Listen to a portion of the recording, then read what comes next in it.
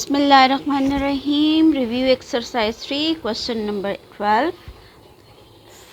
Find the angles of a triangle which are in the ratio 3, 4 and 5.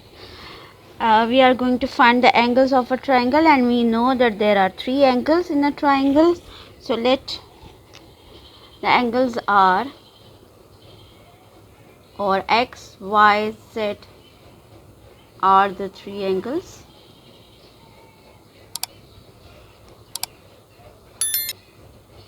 Of triangle, ठीक, and we know that the sum of 3 angles is 180 degrees. So we have the sum of 3 angles is equal to 180 degree. किसी भी triangle का के angles का सम जो है angles का वो 180 डिग्री होता है. एक तो ये रिजल्ट आ गया. दूसरा हमारे पास ये रेशो गिवन है, x ratio y ratio z that is equal to 3 ratio 4 ratio 5.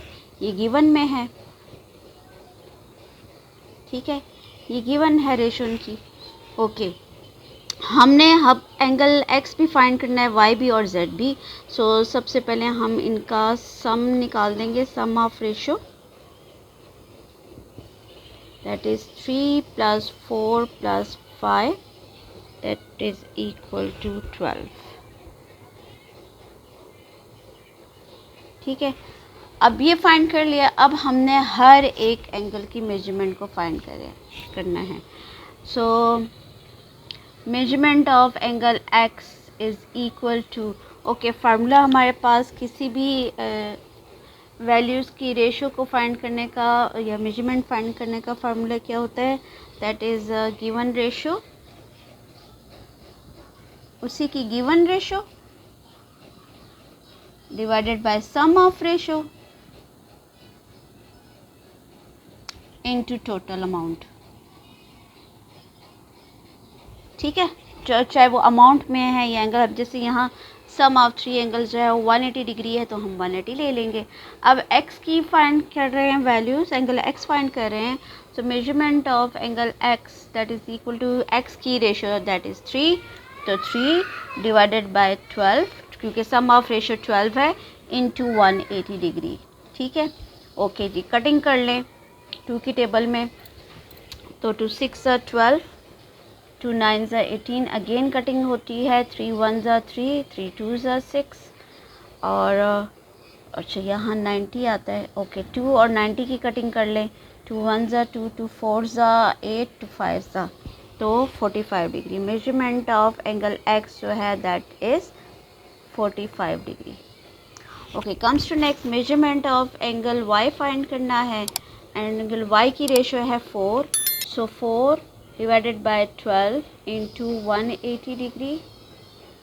ठीक है, सो यहाँ भी हमारे पास कटिंग कर लें. तो ये आ रहा है जी 45 एंड 45, सॉरी 2 6 12, 2 6 12, 2 9 18 90, again 2 3 6, 3 3 9 and 3 1 3, 3 10 और 3 15 सॉरी आता है. अच्छा, थोड़ी यहाँ कटिंग दोबारा से देख लें. 2 6 12, 2 9 18 90, 2 3 6, 2 4 8, 2 5 10, अगेन 3 की टेबल में कटिंग होती है. 3 15 तो and 15 4 measurement of angle y that is equal to 15 4 60. तो सेकेंड एंगल 60 का आ गया. ठीक है, और अगर आप डायरेक्ट करें ना तो 12 15 180 होगा. ठीक है, नेक्स्ट नीचे जाते हैं. Measurement angle y z find करते हैं. So measurement of angle z that is equal to z की रेशो है 5. Okay, 5 divided by 12 into 180. अब ये देखें, हमने जब यहाँ डिनोमिनेटर में कंप्लीट कटिंग की है तो लास्ट में 1 और ये 15 रह गए. मीन्स के 12 15 180 होता है. तो 15 5 75. आप डायरेक्ट इस तरीके से भी कटिंग कर सकते हैं. So that is equal to 75. So measurement of angle z जो है वो 75 डिग्री आ जाएगा. सो रिज़ल्ट हमने हमारे पास क्या आ गया, रिज़ल्ट की फॉर्म में आपने आंसर लिख देना है. hence the required angles are 45 degree, 60 degree and 75 degree. Okay आप अगर इन सब का सम करें देन यू गेट 180 डिग्री. अब इस सब एंगल्स का आपने अगर सम करना है तो it must be equal to 180 degree. ये तो हो गया question number 12. Comes to next question. Question number 13. If a by b is equal to c by d then prove that. ये रेशो हमने प्रूव करनी है जबकि ये रेशो गिवन है. ठीक है. सो जिस तरह हम लोगों ने एक्सरसाइज में के मेथड से इस टाइप के रिज़ल्ट प्रूव किए थे, यहाँ भी जो है हम के मेथड से इसको प्रूव करेंगे. So let each fraction is equal to each ratio is equal to K. C by D. अच्छा, let A by B is equal to C by D is equal to K. K equal कर दिया तो 1 bye 1 दोनों को के equal लेंगे, that is equal to के. और यहाँ से ए की वैल्यूज़ निकाल दी बी के. ठीक है. सी बाय डी को भी हम के इक्वल लेंगे और यहाँ से सी की वैल्यूज़ निकाल दी, that is equal to D के. ओके, ये दोनों वैल्यूज़ जो हमारे पास आई हैं, अब हमने इन दोनों वैल्यूज़ को जो प्रूव करना है उसमें डालेंगे और चेक करते हैं क्या आंसर आता है. प्रूव हमने क्या करना है, that A C into A plus C divided by BD into B plus D, that will be equal to A plus C whole cube divided by B plus D whole cube. ठीक है. ये हमने prove करने की ये दोनों ratios भी आपस में इक्वल है. So just putting the values of A and C. जहाँ जहाँ इस फ्रैक्शन में रेशियोज़ में ए और सी आ रहे हैं वहाँ इनकी वैल्यूज़ डाल दें. अब यहाँ देखें ए है तो ए की जगह हम डाल देंगे बी के. ठीक है. सी की जगह सी की वैल्यूज़ डी के. ठीक. अगेन ये ब्रैकेट है ए और सी की, तो हम उसकी जगह उसकी वैल्यूज़ डाल देंगे. ए की जगह बी के प्लस सी की जगह D K and whole divided by B D into b plus d, that is equal to, again a आया है तो a की जगह हम वैल्यूज़ डालेंगे a के b के प्लस c की जगह d के एंड होल डिवाइड. अच्छा, इसका क्यूब अलग है. ठीक है. और डिनोमिनेटर में क्यूब अलग है.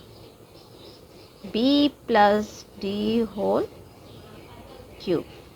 ओके, अब यहाँ आप देखें ये के और ये के स्क्वायर हो जाएगा.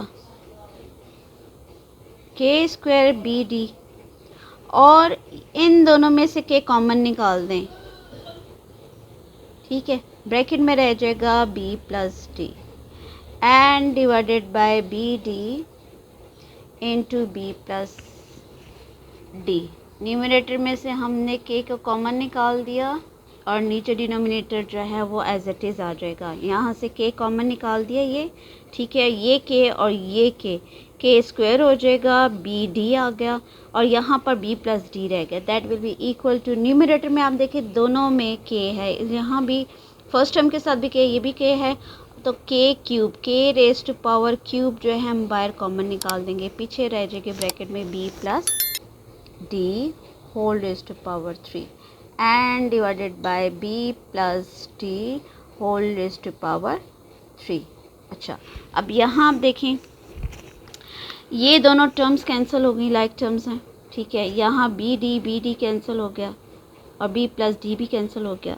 पीछे क्या रह गया, k into K square and that will be equal to K cube. So K cube is equal to K cube. So as left hand side is equal to right hand side. So result में हमारे पास जो है वो hence proved that A C into A plus C whole divided by B D into B plus D that is equal to, जो prove करना होता है वो लास्ट में रिज़ल्ट की फॉर्म में आपने आंसर लिख देना होता है, ठीक है। So that is b plus D whole cube.